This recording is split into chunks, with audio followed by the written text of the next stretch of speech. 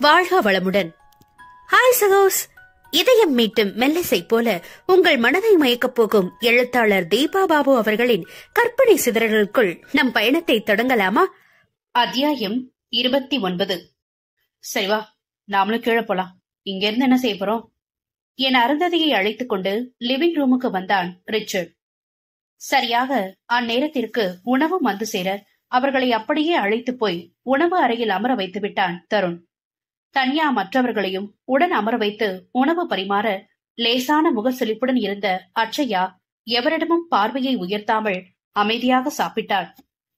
அருகே அமர்ந்திருந்த கருண் அவளிடம் எதையோ தொணத்தொணத்துக் கொண்டே இருக்கவும் சலிப்புடன் அவனை ஏறிட்டவள் அடங்கு என்பது போல் பார்வையாலே அவனை அதட்டினாள். சிடுமுஜி சிடுமுஜி என அவள் மட்டும் கேட்க முணுமுணுத்தவன் சின்ன செலுப்பலுடன் முகத்தை திருப்பிக் கொண்டான். அதைக் கண்டு இதழ் மலர துடித்தாலும் இழுத்து பிடித்த கோபத்துடன் வீம்பாக இருந்தாள் பெண். அனைவரிடமும் இன்முகத்துடன் விடைபெற்ற ரிச்சர்ட் கவனமாக அட்சயாவை தவிர்த்துவிட்டு அருந்ததியுடன் வெளியேறினான். அதை கவனித்திருந்த கருண், அடுப்புல இருந்து இறக்கின கொதிக்கிற பால தெரியாம குடிச்சு ஒரு முறை சுட்டுட்ட பூனை அப்புறம் கறந்த பசுபால கூட சுடுன்னு நினைச்சு பயப்படுமா, அத போலதான் நீயும் நடந்துக்கிற என அவளிடம் ரகசியம் பேசிவிட்டு குழந்தைகளிடம் சென்றான். இவனா என பல்லை கடித்தவள் அவனிடம் சண்டை போடும் ஆர்வமில்லாமல் சித்துவிடம் சென்று நேராக நின்றாள். மாமா, நானும் கிளம்புறேன். ஊர்ல இருந்து கொண்டு வந்த லக்கேஜ அப்படியே வீட்டுல எரிஞ்சிட்டு ஓடி வந்துட்டேன். இனி போய்தான் எல்லாத்தையும் ஒதுங்க வைக்கணும். நாளைக்கு முதல் திரும்பவும் ஹாஸ்பிட்டல் போக சரியா இருக்கும். ஓ சரிடா, கிளம்பு. அம்மா வருத்தப்படுற விஷயத்தையும் கொஞ்சம் யோசிச்சு நல்ல முடிவாடு.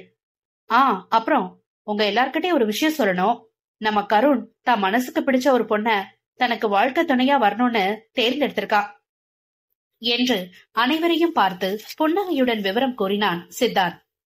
அதுவரை இருந்த வெறுப்பும் விரக்தியும் விடைபெற்று ஆர்வம் தலை தூக்க, அப்படியா, அந்த டாங்கி என்கிட்ட சொல்லவே இல்ல பாருங்க, யார் மாமா பொண்ணு என்றாள் அட்சயா ஆவலே உருவாக. எல்லாம் உங்களுக்கு அறிமுகமானவதான். கொஞ்சம் முன்னாடி விடை பெற்று போனாலே அருந்ததி, அவதான் கருண் விரும்புற பொண்ணு. மனதில் உருவாகும் ஏமாற்ற அலையை முகத்திற்கு பரவாமல் தடுத்தவளுக்கு, அப்ப இனிமே அவளுடைய சகோதரங்கிற முறையில ரிச்சர்டையும் அப்பப்போ சந்திக்க நேரிடுமோ என்ற நினைவே எரிச்சலை உண்டாக்கியது. ஓ, பாக்க நல்ல பொண்ணாதான் தெரியுறா. குடும்பம்லாம் எப்படி என விசாரித்தார் பார்வதி. அதான் கொஞ்சம் குழப்பமா இருக்கத்த. அண்ணன் கிறிஸ்டியன், தங்கை இந்து, எந்த ஒரு உறவின் அரவணைப்பிலும் வளராமதான் அந்த ஒற்ற பிள்ளையா வளர்ந்தவன் அவன் வாயாலே அது சொன்னா தான் மனசோட ஏக்கத்தை எங்ககிட்ட ஷேர் பண்ணிக்கிட்டான். அப்புறம் அருந்ததை எப்படி உறவுன்னு ஒன்னும் புரியல. தங்களை பத்தின விளக்கத்தை கொடுக்க அவனுடைய மனசு விரும்பலன்றது புரிஞ்சதுனால நானும் கேட்காம விட்டுட்டேன். அனைவரும் யோசனையோடு நிற்க, அதனாலதாமா இத கொஞ்சம் தள்ளி போட சொல்லிருக்கிறேன். இன்னும் ஒரு 2 வாரத்துல அவளுக்கு எக்ஸாம்ஸ் எல்லாம் முடிஞ்சு காலேஜ் படிப்பை முடிச்சிடுவா. அதுக்கப்புறம் ரிச்சர்ட் கிட்ட இத பத்தி விவரமா பேசலான்னு இருக்கோம் என தங்கள் திட்டம் பற்றி சொன்னாள் சிந்துஜா. நீ சொல்றது சரிதாமா, எல்லாம் நல்லபடியா நடக்கும், கவலைப்படாதீங்க என்று வாழ்த்து தெரிவித்துவிட்டு அவருடைய குடும்பத்தினர் கிளம்பி சென்றனர். அதன் பிறகு வந்த நாட்கள் அந்த குடும்பத்தினருக்கு ஒவ்வொரு விதத்தில் கழிந்தது. சிந்துவும் தங்களுக்குள் ரிச்சர்ட் அருந்ததி குறித்து பலவிதமாக அலசி ஆராய்ந்து அவள் எந்த நிலையில் இருந்தாலும் சரி, அவளை எப்பாடு பட்டாவது தங்கள் வீட்டிற்கு மருமகளாக கொண்டு வந்துவிட வேண்டும் என்று உறுதியாக இருந்தனர்.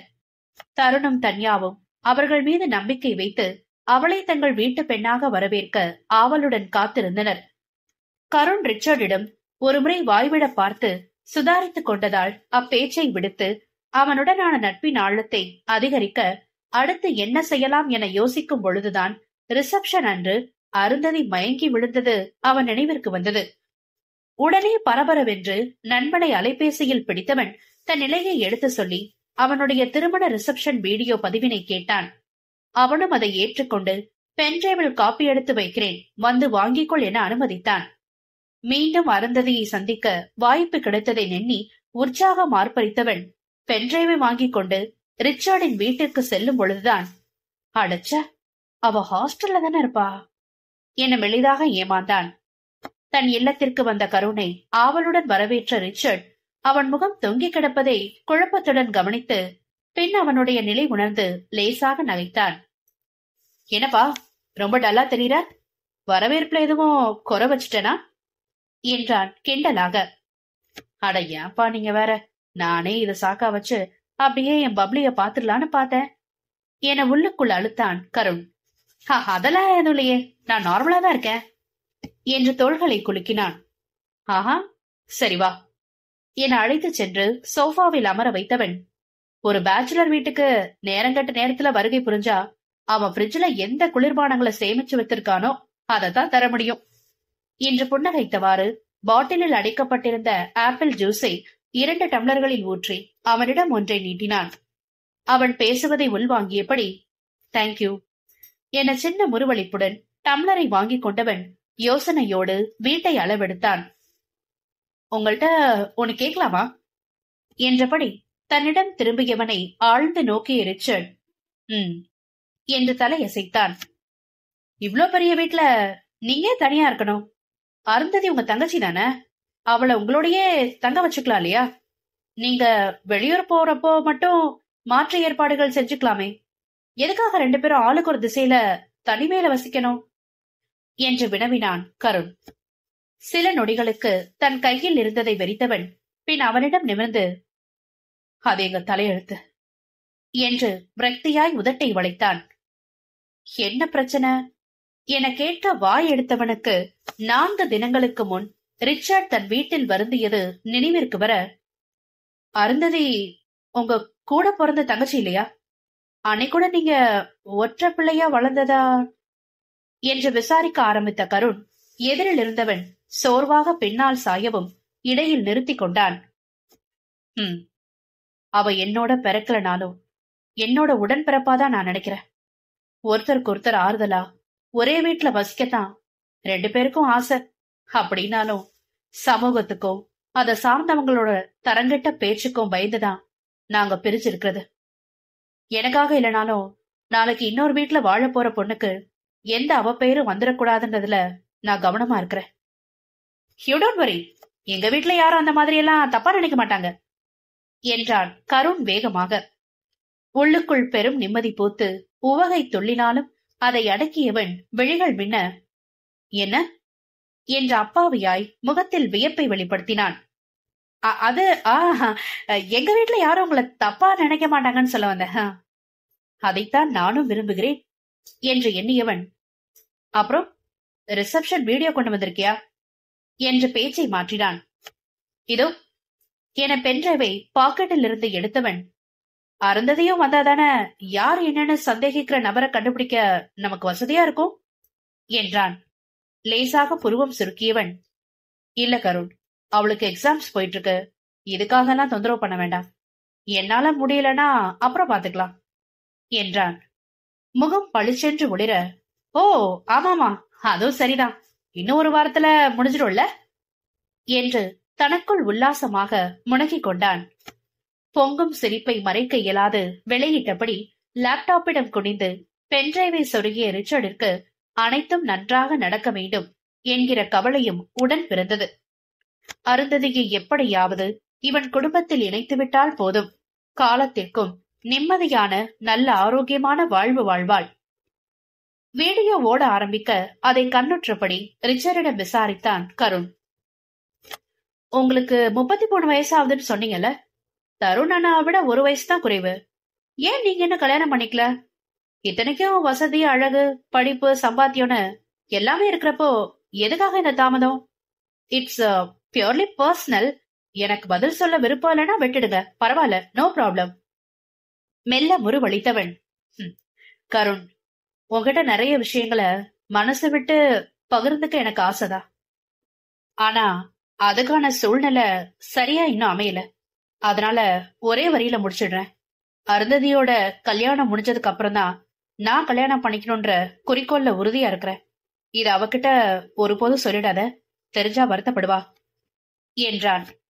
அவன் என்ன சொல்ல வருகிறான் என புரியாமல் குழம்பினான் கருண். இங்க பாரு, அருந்ததி வந்துட்டா, இனி கவனமா பாக்கணும். உனக்கு யார் மேலேயாவது சந்தேகம் வந்துச்சுன்னா சொல்லு என்றபடி தன் பார்வையை கூர்மையாக்கினான் ரிச்சர்ட். அவள் புன்னகை முகமாக மேடை ஏறி மணமக்களுக்கு பரிசளிப்பது, தோழியுடன் இணைந்து புகைப்படம் எடுத்துக் கொள்வது, பின்பு மேடையை விட்டு இறங்குவது என்பது வரை மட்டுமே அவளுடைய பதிவு இருந்தது. கரனுடைய பிம்பமோ நிமிடத்திற்கும் குறைவாகத்தான் வந்து போனது.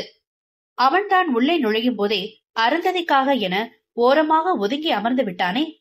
பிறகும் அவளை ரிச்சர்டுடன் அனுப்பி வைத்துவிட்டு வேகமாக ஓடி வந்து நிகழ்ச்சியில் தான் கலந்து கொண்டதற்கு அடையாளமாக மணமக்களுடன் ஒரு புகைப்படம் மட்டும் எடுத்துக்கொண்டு கிளம்பி விட்டான். 2-3 முறை திரும்ப திரும்ப ரீவைண்ட் செய்து பார்த்தும் சந்தேகிக்கும்படியாக எவருடைய நடவடிக்கைகளும் வித்தியாசமாக தெரியவில்லை எனவும் பெரியவனுக்கு ஏமாற்றமாக இருந்தது. கருண், அங்கிருந்த உனக்கும் யார் மேலேயும் சந்தேகம் வரவே இல்லையா?